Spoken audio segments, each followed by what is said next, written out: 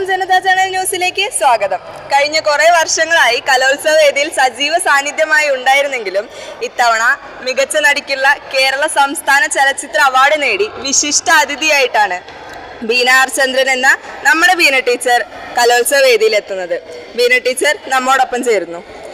നാടകവേദിയിൽ നിന്നായിരുന്നല്ലോ ഇങ്ങോട്ടുള്ള തുടക്കം. അപ്പോൾ അതുവഴി സിനിമയിലേക്കുള്ള ഒരു കടന്നുവരവ് എങ്ങനെയായിരുന്നു? നാടകം 30 വർഷമായിട്ട് ഞാൻ അമേച്ചർ നാടകരംഗത്തുണ്ട്. അതിനു മുന്നേ സ്കൂളുകളിലൊക്കെ കലോത്സവങ്ങളിലൊക്കെ നാടകം ചെയ്യുമായിരുന്നു. പക്ഷെ ഒട്ടും ഞാൻ പ്രതീക്ഷിച്ചിട്ടുണ്ടായിരുന്നില്ല, ഒട്ടും സ്വപ്നം കണ്ടിട്ടുണ്ടായിരുന്നില്ല ഈ സിനിമാ ലോകം. മണികണ്ഠൻ പട്ടാമ്പി, വിച്ചു വർമ്മ, അതുപോലെ സുദേവൻ പെരിങ്ങോട്, MG ശശി ഇവരൊക്കെയാണ് എന്നെ സിനിമയിലേക്ക് കൊണ്ടുവന്നത്. പിന്നെ അവസാനമായിട്ട് ഫാസിൽ റസാഖ്, നമ്മുടെ പട്ടാമ്പിക്കാരനായ ഫാസിൽ റസാഖ് തന്നെയാണ് 2 ഷോർട്ട് ഫിലിമുകൾ ചെയ്തു. അതിനുശേഷം തടവ് എന്നുള്ള സിനിമ ചെയ്തു. ശരിക്കും പറഞ്ഞാൽ ആദ്യമൊക്കെ എനിക്ക് ആദ്യത്തെ സ്ക്രീനിങ് എന്ന് പറയുമ്പോൾ വല്ലാത്തൊരു ബുദ്ധിമുട്ട് ഫീൽ ചെയ്തിരുന്നുണ്ടായിരുന്നു. കാരണം നാടകവും സിനിമയും തമ്മിൽ വല്ലാത്തൊരു വ്യത്യാസം ഉണ്ടായിരുന്നു. അപ്പോൾ നമുക്ക് കുറച്ചൊരു സ്വാതന്ത്ര്യം കുറവ് പോലെയൊക്കെ അഭിനയിക്കാൻ അങ്ങനെ ഫീൽ ചെയ്തിട്ടുണ്ടായിരുന്നു. പിന്നെ അതിനെ മനസ്സിലാക്കി കഴിഞ്ഞപ്പോൾ ഞാനത് ആസ്വദിച്ചിട്ട് തന്നെ ചെയ്തുകൊണ്ടിരിക്കുന്നു. അപ്പോൾ ഇത്രയും കാലം കലോത്സവ വേദിയിൽ ഉണ്ടായിരുന്നു, ഇത്തവണ വിശിഷ്ടാതിഥിയായിട്ടാണ് എത്തിയത്. അപ്പോൾ ഇത്തവണ കലോത്സവത്തിന് പങ്കെടുക്കുന്ന കുട്ടികളോട് ടീച്ചറുടെ ഒരു സന്ദേശം എന്തായിരിക്കും?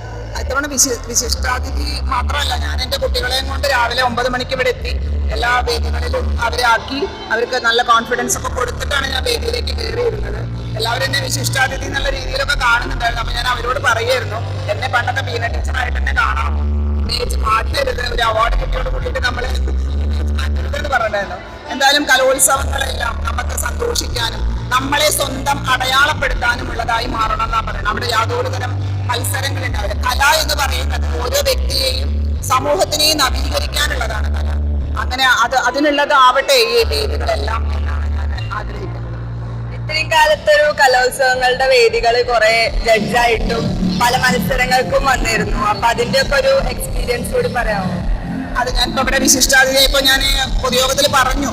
കാരണം ആദ്യമൊക്കെ നല്ല ഇഷ്ടത്തിലാണ് ഞാൻ ആ ജഡ്ജ്മെന്റ് ചെയ്തിരുന്നത്. കാരണം കുട്ടികളുടെ പ്രകടനം കണ്ടിട്ട് വളരെ മനോഹരമായിട്ട് അത് ആസ്വദിക്കാനുള്ള നല്ലൊരു ആസ്വദിക്കാൻ സാധിച്ചിരുന്നു. പക്ഷെ ഒരു അനുഭവം എനിക്ക് മോശമായിട്ടുണ്ട്. ഒരു സ്വാധീനം എന്നുള്ള രീതിയിൽ വന്നപ്പോൾ ഇത് ശരിയല്ല എന്നുള്ള രീതിയിൽ ഞാൻ അതിന് ആ ഒരു മേഖല എനിക്ക് പറ്റില്ല എന്ന് പറഞ്ഞിട്ട് ഞാൻ അതിനെ പോരുകയാണ് ചെയ്തത്. പിന്നെ വേദികളിലൊക്കെ പല കലോത്സവ വേദികളിലും വളരെ പ്രശ്നങ്ങൾ, രക്ഷിതാക്കളും ജഡ്ജസും അത് പരിശീലിപ്പിക്കുന്ന ആളുകളൊക്കെ തമ്മിൽ ഭയങ്കര യുദ്ധമാണ് നടക്കുന്നത്. അപ്പോൾ ഒരിക്കലും ഈ കലോത്സവ വേദികൾ ഒരു യുദ്ധക്കളരിയായിട്ട് മാറരുതെന്ന് എനിക്ക് ആഗ്രഹമുണ്ട്. എൻ്റെ കുട്ടികളോട് ഞാൻ പറയുക, നമ്മൾ നല്ല മികച്ച പ്രകടനം കാഴ്ചവെക്കുക, ആളുകളെ സന്തോഷിപ്പിക്കുക, അതിലൂടെ നമ്മൾ സ്വയം സന്തോഷിക്കുക. സ്വയം സന്തോഷിക്കാനും സന്തോഷം മറ്റുള്ളവരിലേക്ക് പ്രസരിപ്പിക്കാനും ഉള്ളതാണ് കല എന്നുള്ളത്. അതാണ് ഇപ്പോഴും ഞാൻ ആഗ്രഹിച്ചുകൊണ്ട് അങ്ങനെയുള്ള മേളകളായി മാറട്ടെ ഇതൊക്കെ ഞാൻ ആഗ്രഹിക്കുന്നു.